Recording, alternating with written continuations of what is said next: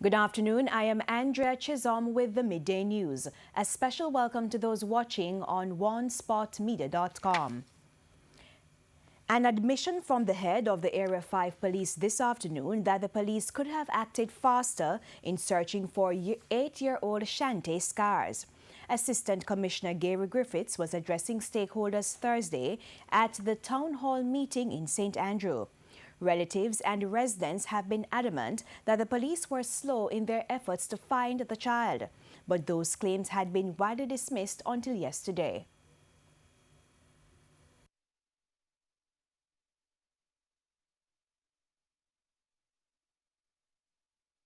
Things could have been a little different.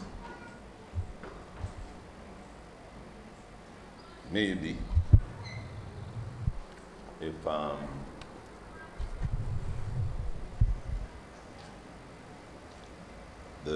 the activities moved a bit quicker on the part of police and other persons. And I'll quickly say that. Shantae's body was found in bushes near her home 5 days after she was reported missing. Her death led to the mob killing of 26-year-old Miguel Williams, who residents believe had something to do with the murder. ACP Griffith said DNA evidence will be used to solve both murder cases. 3 persons remain in custody in relation to the death of Shante Scars. The police are worried about the rise in the sale of counterfeit medical drugs in Jamaica. Head of the Intellectual Property Unit of the JCF's Counterterrorism and Organized Crime Investigative Division, Assistant Superintendent Victor Barrett, points to an increase in the sale of fake medications. We have more from TVJ's Sprinsmore. Fake clothes and shoes Jamaicans are aware of, but the police say those aren't the only things criminals are targeting. These criminals now, they have added the pharmaceuticals to their band of activities because it is big money business. ASP Barrett did not give an estimate of the size of the market for fake medications in Jamaica, but he said globally it earns billions of dollars and the criminals want a piece of the action in the Jamaican market. It's a rising star in Jamaica. It is, I call it silent tourism. Why? Because it kills you.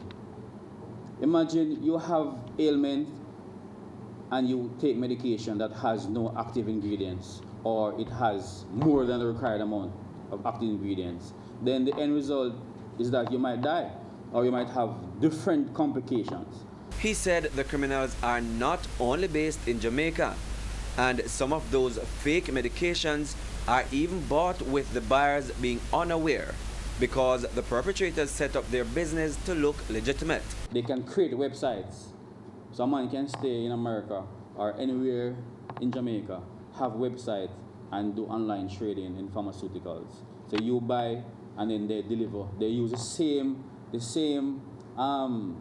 systems that you use to deliver legit goods. He said some of the drugs targeted are normal saline, used chiefly as drips in hospitals, as well as Viagra and Cialis, used to treat erectile dysfunction in men. He even said some pharmacists are complicit with the illegal trade. We did an operation where a drug, Cytotec, was used for abortion purposes. He said such practices put the medical practitioners at risk and also the country's reputation, which can negatively affect the efforts to woo investors in other areas. Prince Moore, TVJ News. With the water crisis worsening in the corporate area, the National Water Commission NWC is assuring the public there will be improvements by August. Speaking on TVJ's Smile Jamaica program this morning, NWC's Corporate Public Relations Manager Charles Buchanan explained that the temporary 12-inch pipeline installed along the Mandela Highway will supply 2 million gallons of water daily. He says that's expected to make up for the 5 million gallons which have been lost since the 18-inch pipeline broke in December. We'll replace both the 18-inch, which is broken now, and a 33-inch, which is on the other side of the road. Both of those, we would not only replace them, but upgrade them so that when that comes into use by about July, August of this year, we will not only replace the capacity we lost, but also have some level of upgrading. Meanwhile, he says the 12-inch emergency pipeline is already supplying water to communities like Zayde Gardens. They would normally be dependent on water coming from the ferry system and then from water coming from the Constant Spring system.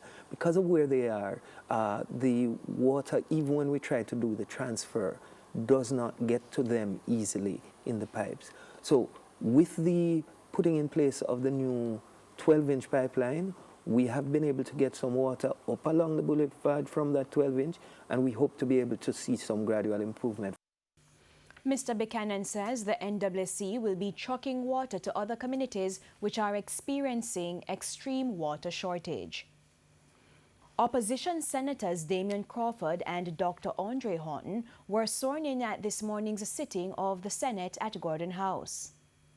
I, Damian Orande Crawford, do swear that I will be faithful and bear true allegiance to Jamaica, that I will uphold and defend the Constitution and laws of Jamaica, and that I will conscientiously and impartially discharge my responsibilities to the people of Jamaica. So help me God. I, Andre Yon Textron Horton, do swear that I will be faithful and bear true allegiance to Jamaica, that I will uphold and defend the Constitution and laws of Jamaica, and that I will conscientiously and impartially discharge my responsibilities to the people of Jamaica. So help me God.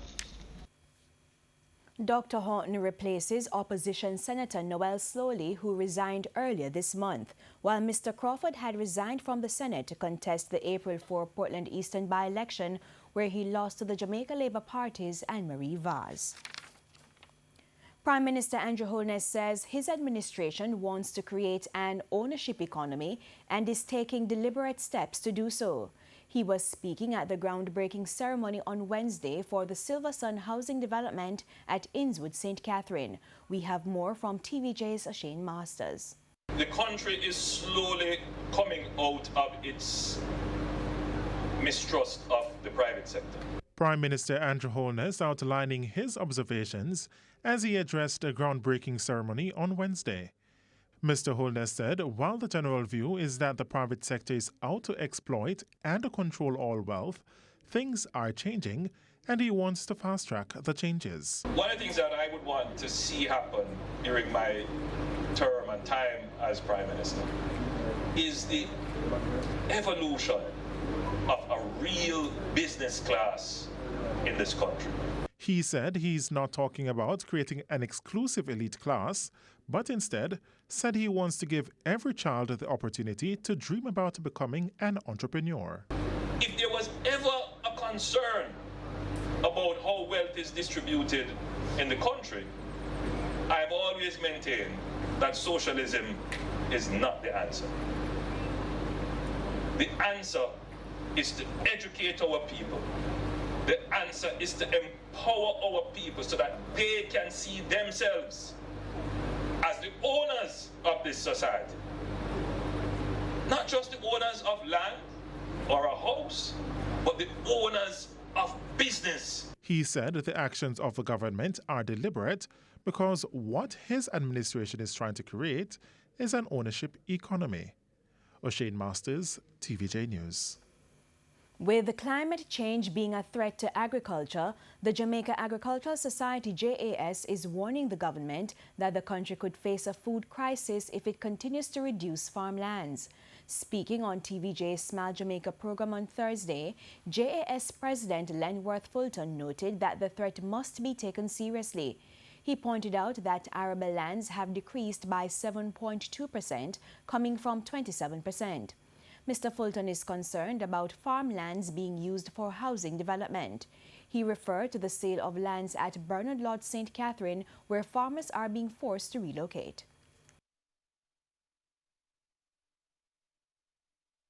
It is the greatest obstacle to food security. In other words, we are running a policy which guarantees food insecurity for the unborn. Any planner must look for the people who are going to ban 50 years down the road. There are lands over in Bernard Lodge that are not suitable for agriculture. We could shift the development there, and we could look on other lands. Why would it not be suitable for agriculture? Because it's saline. There's some saline land which has too much sodium, and it would be hard to grow on them because you need 3 times more water than the average farmer would need. The JAS president noted that while the agriculture minister is seeking to put idle lands into production, there's an urgent need for better financial structure to help farmers. There's a lot of idle lands, and so we need financing. The PC Bank, which we get our money from, is lagging behind. So we're asking that a pool of fund be placed there, and this pool of fund that I tell you we could make from this 0.5 to 1% of agricultural import could be a source of funding for these institutions. A small farmer from Summers Hill, St. James is reiterating calls for the government to do more to help small farmers. He was speaking recently at the Montpelier Agricultural Show in St. James. TVJ's Krista Campbell has more. 74-year-old Gershom Brooks says he's been farming since he was 10 years old.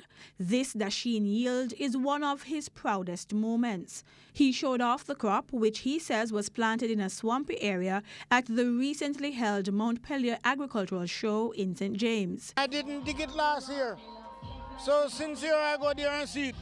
And I picked it up about 2 weeks ago, and I put it out there and say make it drain.